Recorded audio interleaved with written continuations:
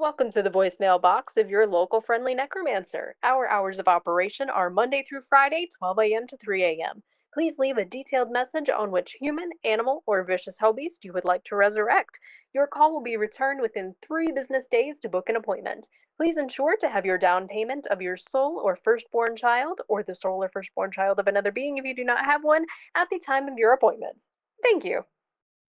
This is The Telltale Heart by Edgar Allan Poe. True. Nervous. Very, very dreadfully nervous I had been and am. But why will you say that I am mad? The disease had sharpened my senses, not destroyed, not dulled them. Above all was the sense of hearing acute. I heard all things in the heaven and in the earth. I heard many things in hell. How then am I mad? Hearken, and observe how healthily, how calmly I can tell you the whole story. It is impossible to say how first the idea entered my brain, but once conceived, it haunted me, day and night. Object there was none. Passion there was none. I loved the old man. He had never wronged me. He had never given me insult. For his gold I had no desire. I think it was his eye. Yes, it was this. One of his eyes resembled that of a vulture, a pale blue eye with a film over it. Whenever it fell upon me, my blood ran cold. And so, by degrees, very gradually, I made up my mind to take the life of the old man, and thus rid myself of the eye forever. Now this is the point. You fancy me mad. Madmen know nothing. You should have seen how wisely I proceeded. With what caution, with what foresight, with what dissimulation I went to work. I was never kinder to the old man than during the whole week before I killed him. And every night, about midnight, I turned the latch of his door and opened it, oh so gently. And then, when I had made an opening sufficient for my head, I put in a dark lantern, all closed so that no light shone out. And then I thrust in my head. Oh, you would have laughed to see how cunningly I thrust it in.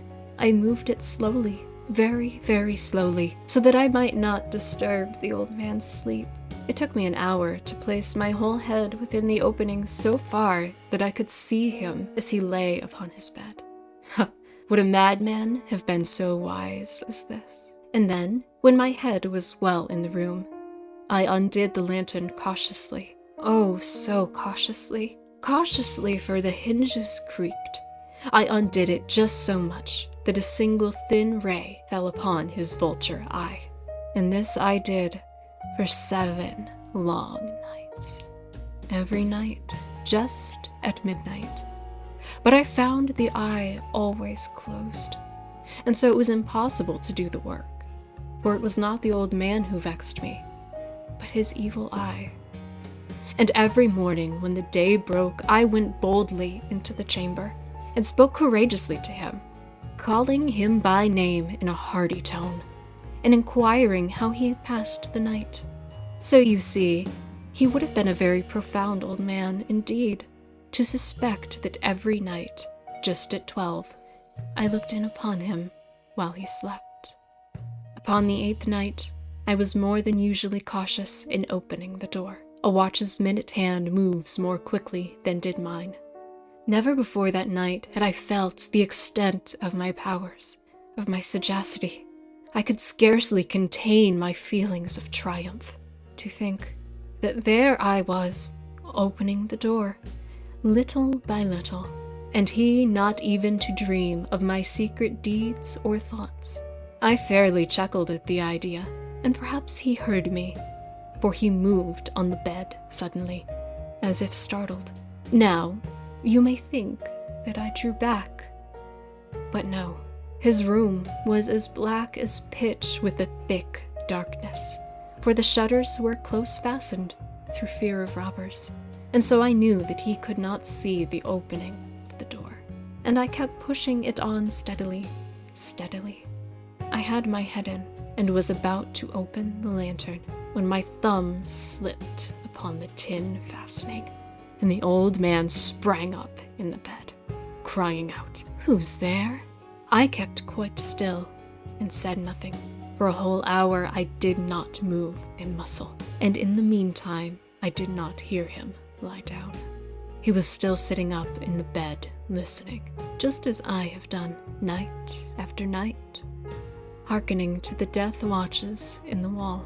Presently I heard a slight groan, and I knew it was the groan of mortal terror. It was not a groan of pain or grief. Oh no. It was the low, stifled sound that arises from the bottom of the soul when overcharged with awe. I knew the sound well. Many a night, just at midnight, when all the world slept, it has welled up from my own bosom, deepening, with its dreadful echo, the terrors that distracted me. I say I knew it well. I knew what the old man felt, and pitied him, although I chuckled at heart. I knew that he had been lying awake ever since the first slight noise, when he had turned in the bed. His fears had been ever since growing upon him. He had been trying to fancy them causeless, but could not. He had been saying to himself, "It is nothing but the wind in the chimney. It is only a mouse crossing the floor," or "It is merely a cricket which has made a single chirp." Yes, he has been trying to comfort himself with these suppositions, but he had found all in vain, because death, in approaching him, had stalked with his black shadow before him, and enveloped the victim. And it was the mournful influence of the unperceived shadow that caused him to feel, although he neither saw nor heard, to feel the presence of my head within the room. When I had waited a long time, very patiently, without hearing him lie down, I resolved to open a very, very little crevice in the lantern. So I opened it. You cannot imagine how stealthily, until at length a single dim ray, like the thread of a spider, shot from the crevice and fell upon the vulture eye. It was open, wide open, and I grew furious as I gazed upon it. I saw it with perfect distinctness, all a dull blue, with a hideous veil over it that chilled the very marrow in my bones. But I could see nothing else of the old man's face or person, for I had directed the ray, as if by instinct, precisely upon the damned spot.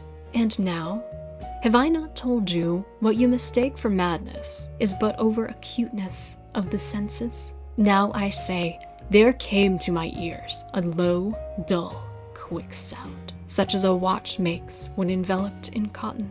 I knew that sound well, too. It was the beating of the old man's heart. It increased my fury, as the beating of a drum stimulates the soldier into courage. But even yet, I refrained and kept still. I scarcely breathed. I held the lantern motionless. I tried how steadily I could maintain the ray upon the eye.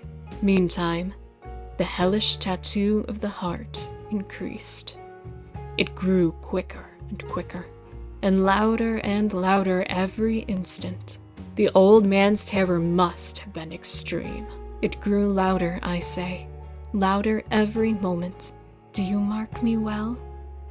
I have told you that I am nervous. So I am.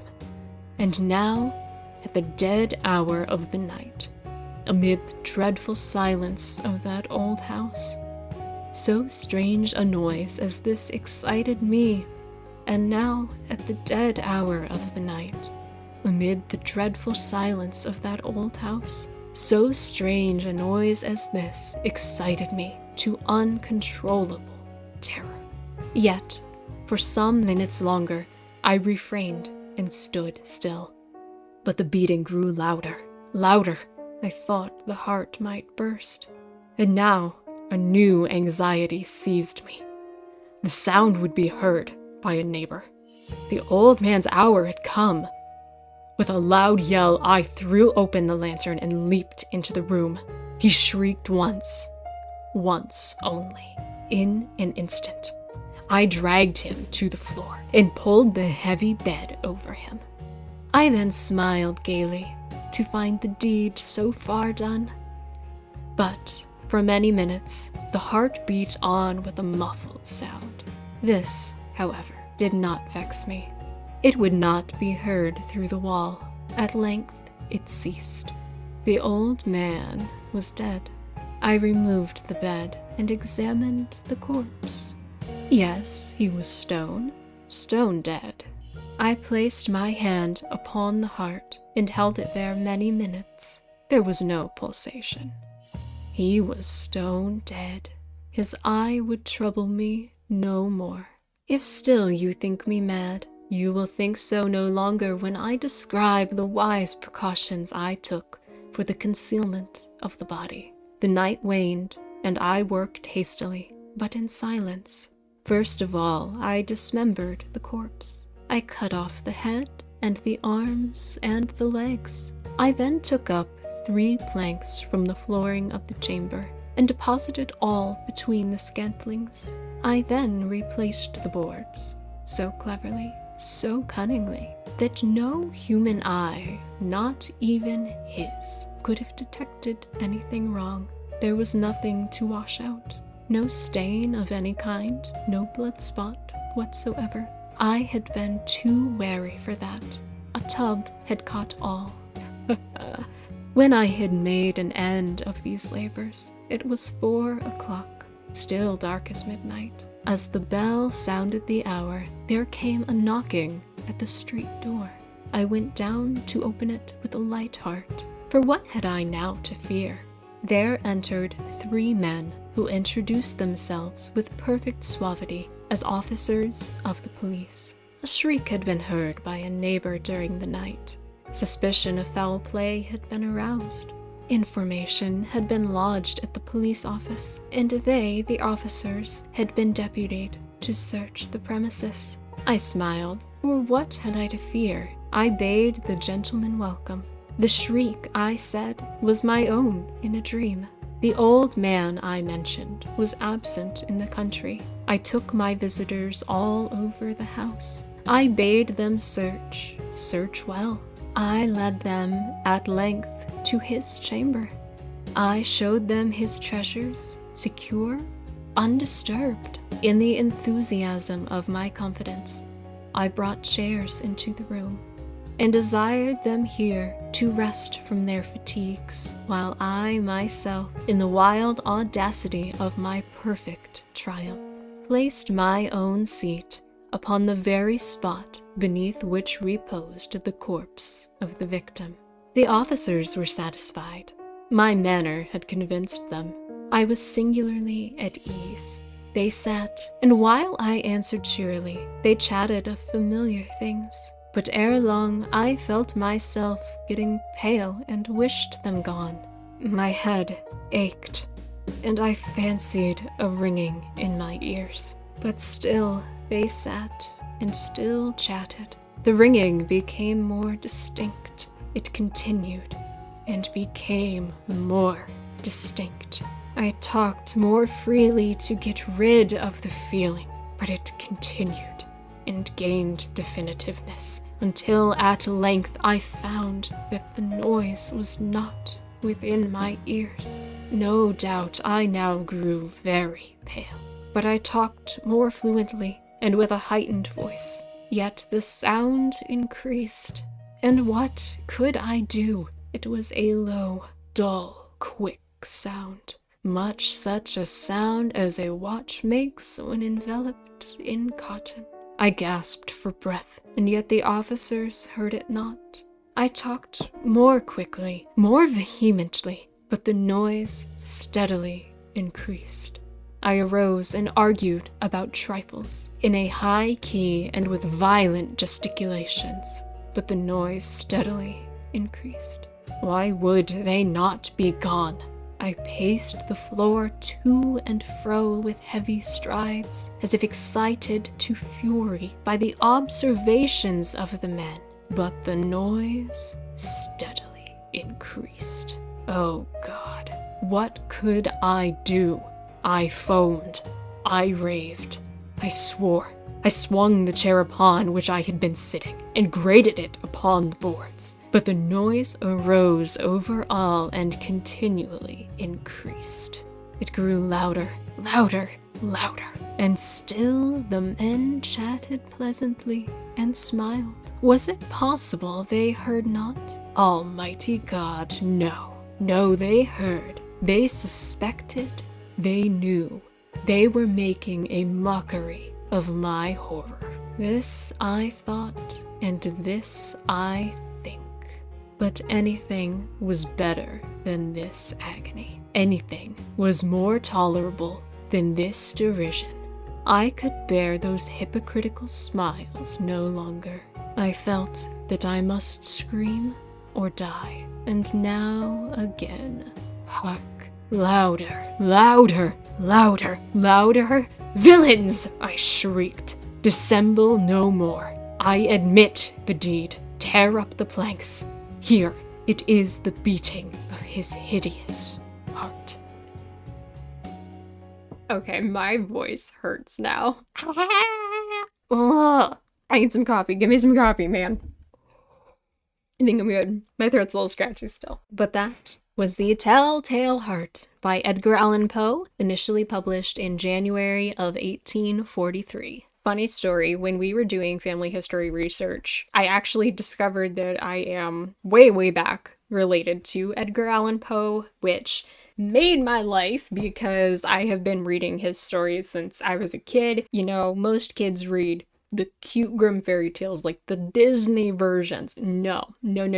I was reading the complete collection of Edgar Allan Poe, the original Grimm fairy tales, you know, the creepy ass ones, which someday I will sit here and read on this podcast. That was my jam, so to find out, hell, I'm related to Edgar Allan Poe, that's really, really wicked cool. What better way to honor a deceased ancestor than by reading his works of murdering a man and hearing his heart beneath the floorboards, live on the local Necromancer's Coffee Break, a podcast where we transcend this boring-ass reality to absorb all of the paranormal juices. If there's any question how I'm related to this guy. I mean, why else would Gregory be my best friend? I wish he would sit on my shoulder, but since he won't. You see, I had the idea of balancing this on my shoulder the entire time I was reading Telltale Heart, but as you can tell by the fact that it's already sliding off my shoulder, no matter the amazing Wednesday vibes that this story gives, this thing would be falling all over the place, so we're just gonna leave them over here. I hope you all enjoyed this dramatic reading of The Telltale Heart by Edgar Allan Poe. If you know of any other works in the public domain that you would like me to read on this channel to bring all of your spooky fantasies to audio life, let me know. Drop a comment, message me on Instagram, send me a telegraph, send owls with postage, throw a rock through my window with a message. Okay, maybe don't do that, but you get the idea. Even do interpretive dance. I like my interpretive dance. This one is called Bring Me the Coffee. So with that said, that is all for today's episode. I love you guys. Stay safe.